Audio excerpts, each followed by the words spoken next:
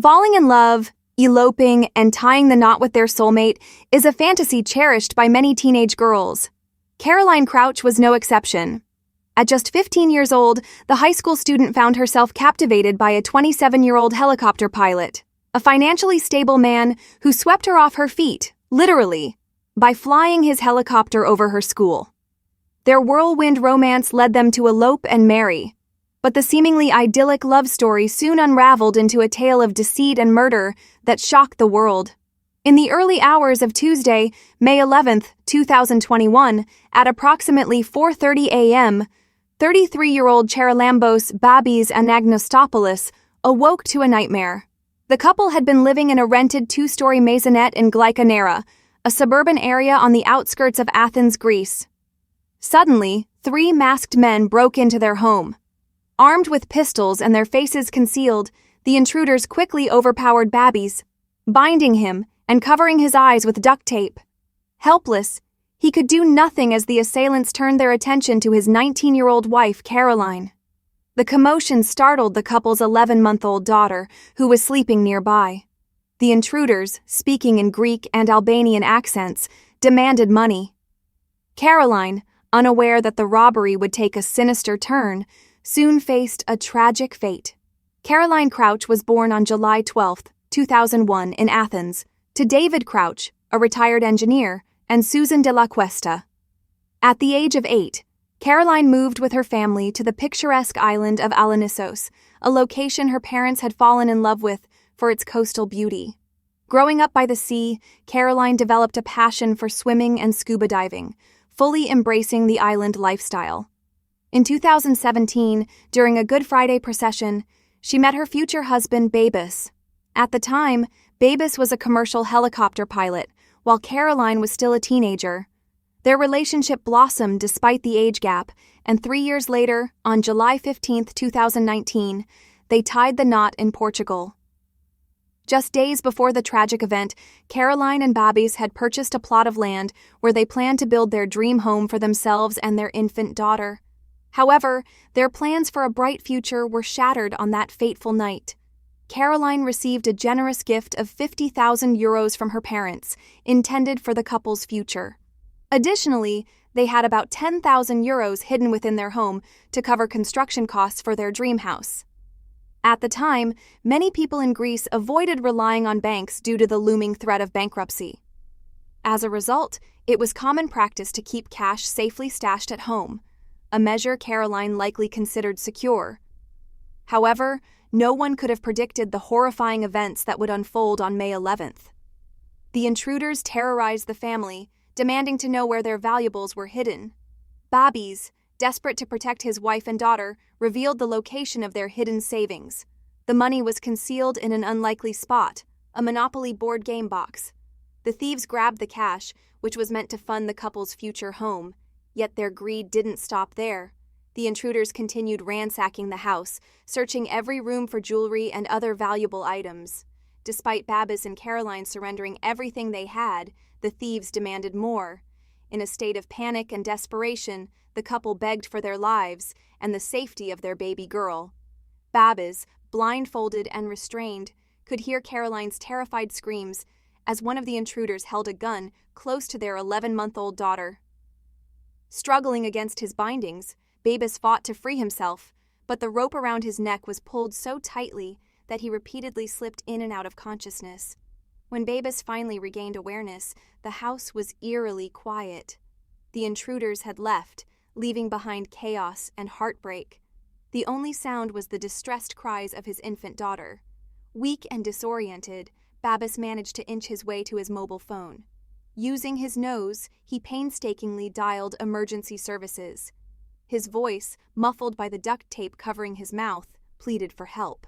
Despite the difficulty in speaking clearly, he managed to relay their location and begged for an ambulance to be sent immediately. The operator, struggling to understand his muffled cries, worked to gather enough information to dispatch assistance. On the other end of the emergency call, the operator urged Babis to explain what had happened. All he could manage to say was, "Robbers came in." By the time help arrived, nearly an hour and a half had passed since the intruders had invaded Babis and Caroline's home. At around 6 a.m., first responders reached the scene. The sight that greeted them was nothing short of horrific. The living area and kitchen were in complete disarray. Drawers had been pulled open, their contents emptied onto the floor, while clothing and personal items were scattered everywhere. Among the mess lay an open Monopoly box, the same box where the couple had hidden their savings. A security camera was found discarded on the living room couch, appearing as though it had been forcibly removed from its mount. However, the memory card was missing. The most disturbing sight was on the staircase, where the lifeless body of the family's young white and brown husky puppy hung, strangled with its own leash. In the main bedroom, Babby's was found on the floor, bound hand and foot with duct tape covering his mouth, eyes, and neck. Nearby, Caroline's lifeless body lay face down on the bed. Their infant daughter sat beside her, crying and clapping, trying to wake her mother. Tragically, Caroline was declared dead at the scene, while the child, though visibly distressed, appeared unharmed. When Babis was freed from his restraints and saw his wife's lifeless body, he was overcome with shock. Officers quickly ensured the safety of the baby and began questioning Babis about what had transpired. Based on his account and the state of the crime scene, authorities concluded that 4 individuals had been involved. 3 entered the home while a 4th kept watch outside. Police pieced together the events as follows. The intruders approached the property via a dirt road leading to the rear entrance. Failing to break in through the back door, they removed the security pins from a basement window to gain access. Once inside, they killed Roxy, the family's 7-month-old husky, using her leash. The intruders then made their way to the main bedroom, where Babis and Caroline were asleep. They ransacked the house, stealing cash from the Monopoly box along with other valuables. Before leaving, they smothered Caroline with a pillow, killing her. Believing Babis to be dead as he slipped in and out of consciousness, they fled, assuming they had left no witnesses. Caroline's death was particularly harrowing. It was later determined that her murder lasted approximately 6 minutes. Bruising across her body indicated she had fought back, while injuries to her lips and tongue suggested the possibility of sharp objects being used. However, there was no evidence of sexual assault. Investigation and speculation. Despite the extensive damage to the house, the intruders left behind little in the way of solid evidence. The crime scene offered few clues, making it difficult for investigators to immediately identify the perpetrators. Inside the house, first responders discovered a significant piece of evidence: the hood of one of the intruders. According to Babis's account, the hood likely fell off during his struggle to resist the attackers. While it was a small clue in a case of this scale, it provided enough information for Babis to catch a glimpse of one of the culprits. Using the details Babis provided, investigators created a sketch of a suspect described as tall, dark-skinned, overweight, and imposing. Despite his disoriented state, Babis also identified 2 firearms used by the intruders: a black pistol and a silver Colt. The investigation revealed that the assailants made off with 10,000 euros in cash and jewelry valued at 20,000 euros. Police concluded that the attackers were likely experienced criminals who had carefully observed the family and waited for the right moment to strike. A police spokesperson described the crime as brutal and violent, attributing it to individuals with a lack of empathy and strongly antisocial tendencies. As more details of the investigation emerged, various speculations began to circulate.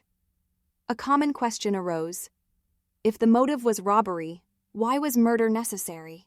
One theory suggested that the intruders were under the influence of drugs, which might have impaired their judgment.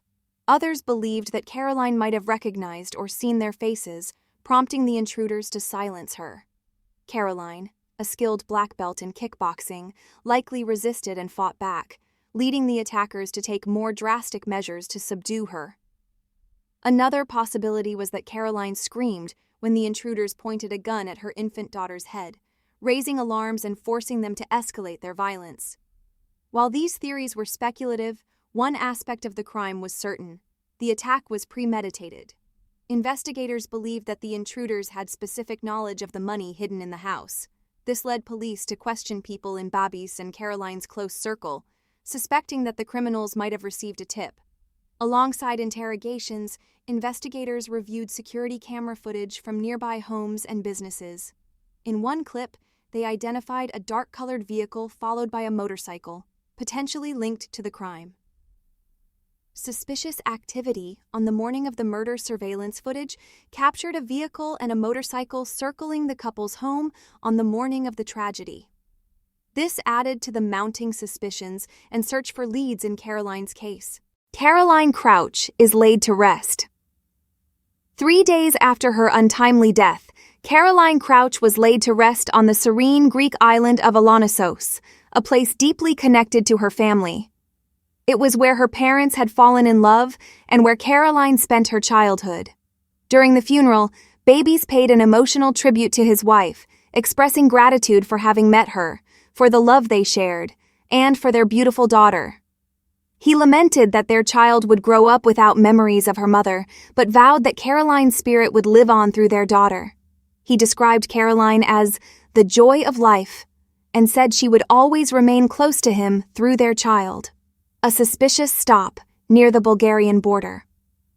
While Caroline was being laid to rest, a routine traffic stop in northeastern Greece led to the arrest of a 36-year-old Georgian national named Georgi Hatzidis-Vili. He was en route to the Bulgarian border when officers discovered he had presented a fake passport. Upon further investigation, Georgi's identity was revealed. He was a notorious criminal with a history of violent break-ins across Athens, with at least 12 reported incidents over the past 6 months. What drew immediate attention to him was the striking similarity between his crimes and the events at Caroline and Babis's home. A pattern of violence and robbery. In one December break-in near the couple's neighborhood, Georgi and his accomplices entered a home through a rear window, mirroring the method used in Caroline's case. They dragged the female occupant by her hair and threatened her life before escaping with 10,000 euros in cash and valuable jewelry. In another incident on March 7th, just 2 months before Caroline's murder, Georgi's group targeted another household. They tied up 4 individuals, including an elderly couple and their cleaning staff, and stole significant cash and valuables. Connection to the sketch. Adding to the mounting evidence was Georgi's resemblance to the suspect sketch created from Babis's description of one of the intruders. The sketch depicted a tall, dark-skinned man with a heavy build, features that aligned closely with Georgi's appearance. Interrogation and denial authorities arrested Georgi and subjected him to 4 days of intensive questioning. He was repeatedly asked about his connection to the crime, how he might have entered the couple's home, and whether he was responsible for Caroline's death. Despite the aggressive interrogation tactics, including physical pressure that left him with a concussion, Georgi denied any involvement. He insisted he had no knowledge of Caroline or her murder, maintaining his innocence throughout the ordeal. Investigation turns cold. Despite initial suspicions and efforts, Georgi Hatzidis-Vili was eventually cleared of any involvement in Caroline Crouch's murder. The evidence against him failed to hold up, proving he was not the culprit. As a result of this misstep, 3 officers from the Athens homicide squad faced demotion. Shifting focus, the police turned their attention to a local Albanian organized crime syndicate. A preliminary list of 100 suspects was eventually reduced to 10 individuals, all of whom were part of a notorious group known as the Red List. Mugshots of these suspects were presented to Babis, though the police withheld any additional details. Growing public frustration. As time dragged on without significant progress, public frustration began to mount. Racially motivated crimes were on the rise, adding to the city's growing unease. Information on Caroline's case remained scarce, and even a substantial cash reward for tips went unclaimed. Residents of Athens lived in fear, unsure of when or where the next attack might occur. Media outlets reported experts describing Caroline's case as anything but ordinary. If it had been a routine crime, they argued, it would have been solved by now. Key investigative findings revealed a lack of DNA or fingerprints at the crime scene, leaving detectives with little to work with. Babies maintains public engagement. Caroline's family expressed their gratitude for the relentless pursuit of justice. Meanwhile, Babies continued to appear in the media, vowing that no one else should endure what he was going through. He voiced his support for the police investigation and remained active on social media, answering questions and thanking the public for their support. A breakthrough in the case. On June 17th, 37 days after Caroline's brutal murder, the investigation finally took a pivotal turn. During a small memorial service for Caroline on Alonisos, mourners noticed a detective among the attendees. After the ceremony, investigators discreetly approached Babis and requested that he accompany them to Athens, explaining they had new information about the case. Unaware of what awaited him, Babis agreed to cooperate. By this time, investigators had meticulously analyzed several leads and scrutinized the details surrounding the night of Caroline's murder. Inconsistencies in Babis's story. Certain elements of Babis's account began to unravel under closer examination. He had claimed that the intruders entered the home through a small basement window. However, given the physical description of the alleged assailant, it was deemed nearly impossible for such a point of entry to be used. Babis also told police that the intruders had ransacked the home, yet neighbors reported hearing no such commotion that night. The only sounds they recalled were those of the couple's distressed puppy crying. No noise of breaking objects, no shouts for help, and no cries from the infant daughter were reported. Adding to the discrepancies, the house was eerily devoid of any fingerprints or DNA evidence, further deepening suspicions and casting doubt on the narrative Babis had provided. The mystery of the intruder's actions. A key question raised during the investigation was why the intruders would choose to tie up a man while physically confronting a woman. Babis had initially claimed that the assailants must have taken the memory card from the security camera in the living room. However, further investigation revealed that the card had actually been removed at 1:20 a.m., several hours before the intruders were believed to have entered the house. Additional evidence came from Caroline's smartwatch, which monitored her pulse. Readings from 3:58 a.m. showed she was asleep, but by 4:05 a.m., her pulse had spiked by 50%, indicating extreme physical and emotional stress. At 4:11 a.m., her heart rate stopped, a full 20 minutes before the time Babis had stated that the murder occurred. Interestingly, Babis had a fitness app on his phone, and data from the app showed that he was moving around during the time he claimed to be tied up. Investigators also tried to recreate how Babis managed to dial emergency services with his phone, but they were unable to replicate the action. Further investigation revealed that Caroline had been trying to book a hotel for herself and their daughter on the night she was killed. A text message sent to a friend also hinted that she was contemplating leaving Babis. The story of Babis and Caroline. When Babis first met Caroline, he was on holiday on the island of Alonisos. His mother lived there and worked as a teacher at Caroline's school. Babis, a charismatic and wealthy man, had a passion for photography and was able to capture Caroline's attention by flying a helicopter over her school, an act many teenage girls would dream of, though Caroline did not know this dream would turn into a nightmare. She believed they were a perfect match and confided in her family that she was happy with Babis. A year and a half into their relationship, Babis proposed to Caroline, though she was underage at the time. She turned 18 just 3 days later, and they married. The couple settled in Ganera after their wedding. Caroline attended college in Athens, and Babis worked as a pilot. They shared their seemingly joyful life on social media, giving the public an image of a loving romantic relationship. But Caroline's private diary told a very different story. Caroline's private struggles. In her diary, Caroline frequently questioned her relationship with Babis. In 2019, she wrote about a major fight between them and how serious it was. She even considered leaving and staying with her sister, unsure if she could continue with Babis. Over the course of their marriage, Babis's behavior became increasingly controlling and manipulative.